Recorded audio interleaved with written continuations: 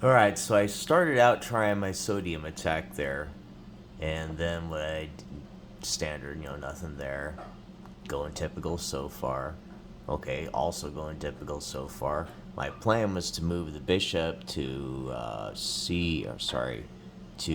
F5, which I did. And then his counter to that was to move the queen out. Okay, no problem now at this point because I am going to move the knight up to there, and I'm going to try to fork the king and the rook up there and the up there. So before I do that, I'm going to want. Oops, his next move was to take the bishop. I think I had actually forgotten about that part. So moving up there because typically with this engine, if the queen is over there on a h4, then typically it never notices when I move the knight out to attack it. Only guess what? Oh, well, yeah, never mind. It did. So now basically I know I'm going to lose that knight, but I'm going to gladly trade a knight for a queen. So obviously his next move is to take the knight. And I forget what I did at this point. And oh, I remember. So what I was trying to do here was I was trying to open the lane to get the queen up there because I was assuming something. But whatever. I think I did wind up taking his knight. Yeah, because the prudent move would have been to take the knight with to take my pawn with his pawn, but whatever. So I go and I take the knight. Okay, so the next move, I think I might have screwed up at this point already. Well, yeah, it was his move anyway. Okay, so no big deal there. Yeah, I lost that knight, but guess what? I'm about to threaten his king. So yeah, I'm happy. But I have to have backup here because if I just go take the pawn at d7, what's going to happen is I'm going to lose that queen to the bishop. So, oh darn, he just took that one. Well, that I guess puts a little bit of a crimp in things. Um, Actually, come to think, I hadn't even been thinking at the time, but it would have been great to have just taken the pawn and then threatened the whatever. But anyway, I was gonna castle because I wanted the rook under it. But I was, like I said, I was screwing up anyway because whatever piece goes up there, you're gonna lose. So it's better to have the rook go up there first, and then the bishop takes it. But then, even then, I would have gone up there to d7 with the queen after the rook got taken and lose the queen. So I was kind of assuming a whole bunch of stuff. Um, I did that on purpose because I had realized my mistake at this point, and I was gonna put the rook up there. But the problem again with doing that is I would have lost both anyway. So I wasn't even thinking that well. Anyway, so now, the bishop is out, so I need to do something here. But oh my gosh, I can't get it out of the way because look what's down the diagonal on c1. That's the king.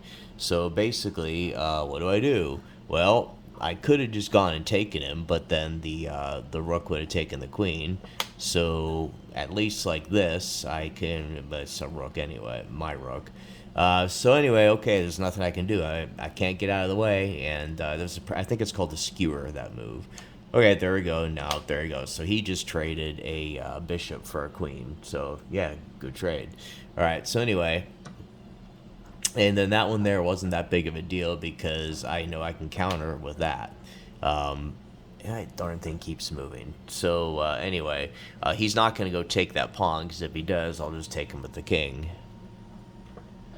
And I don't know what the. Oh yeah, and then obviously it was in my best interest to get rid of that thing as quick as possible. So whatever his next move was, well, there you go. Anyway, now we're down here, and he's probably going to attack the rook on h1. That's the most valuable piece right there. So he's going after the pawn on f2 to set it up. So what do I do to counter that? Well, move up there because what's going to happen is once the rook's going to need to move, and this way I got my choice. I can move to g1 or I can move to h2. So there you go, just like I thought he would, and I chose to move to h2. I think it was like six or one half dozen, really, but whatever. All right, so anyway, I forget what I did, or his move anyway. So now the rook is in danger because he's going to attack that rook. So there was two safe squares that I could have moved to. I could have moved to d3 or d4 because any of those other squares would have been taken by the pawn. and staying where it was. Staying, I guess it could have gone back to D1, but oh well. Wasn't even thinking that. So I just think I'm threaten the knight. Okay, well, yeah, obviously. And now I'm thinking, oh my gosh, I'm about to lose the bishop. And then once I lose the bishop, he's going to be in a position to attack the rook. How did I make that mistake? I don't know. I guess what I should have done was I should have moved the rook down to D1. Okay, don't remember what I was thinking, so maybe I wasn't thinking anything at the time. I messed up, but whatever. Okay, so I did know that. That was coming. Okay, so there we go. Now I don't have to worry about that. And now he moved his rook over there because he wants to come down and, well, potentially threaten the king, but whatever. So there we go. Because he did that, I used my move to take out that rook, or that knight finally. And now this is where it gets interesting. We have him coming down and taking the knight. I forget this part, but I do know that I remember I had to get that pawn out of the way because I needed to move that rook over to f4. Okay, well, there you go. You're going to lose it if you keep it there. So, okay, cool. And now we're there, and this was where I started to win it, actually. I forget what he did, but yeah, okay. Big deal, because his next move, the king can just take it. So I'm not really worried about that down there. But up here, I'm about to win. Here's why. There, and now the king cannot go take that rook because my rook is down there at f1, and then I forget what he did. Okay, that's a prudent move because he knew something was coming. Might have been better for him to move that bishop down to b7, and then his next move down to d5 and threaten my king down there on a2.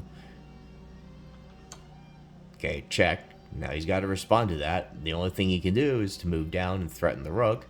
Okay, but guess what? Now I can bring that rook up there, and they're both protecting each other, so checkmate, I win.